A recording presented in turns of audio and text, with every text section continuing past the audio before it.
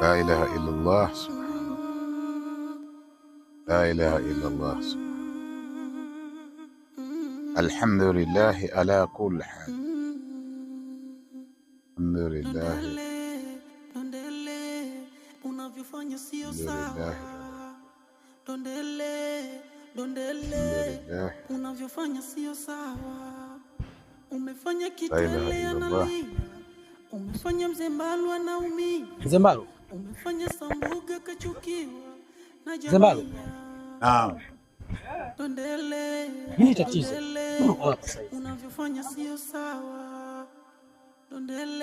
Ni kweli kijana wangu, nimekaa hapa nina matatizo makubwa, lakini kabla ya yote kwanza nikwambie samahani sana kijana wangu. Ninaomba unisamehe sana, kwa maana nilivyodhania sivyo ilivyokuwa. Nilivyokudhania wewe kijana sivyo ilivyo. Yule ambaye nilimuamini sana kumbe siye. Yeye ndio muovu mkubwa mwenye kunifanyia mimi maovu. Narudia tena kijana wangu, nisamehe sana kwa yale yote yaliyotokea. Ukweli mzee wangu, mimi ni kijana ambaye siweki vitu moyoni. Nimekusamehe kitambo sana. Kingine, hili jambo limeshatokea mzee wangu. Haina budi tulikubali tu.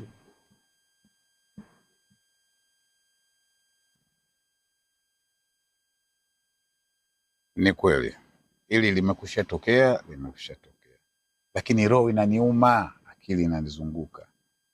Najuta kwa nini nilioa yule Kigori na nikamfanya kuwa mke wangu, kwa sababu sasa hivi kijiji kizima ikiwa nanizungumza mimi, nimeaibika. Aibu, nasikia vibaya sana.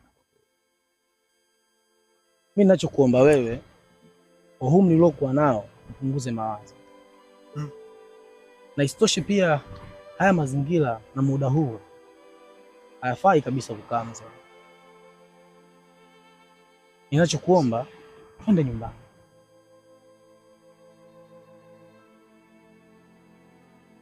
Asante kwa ushauri. Lakini hata hivyo baba, huko nyumbani kwenyewe ile jumba naliona kama mzimu. Ingia hapa naona kama niko mzimuni. Moyo huu baba na akili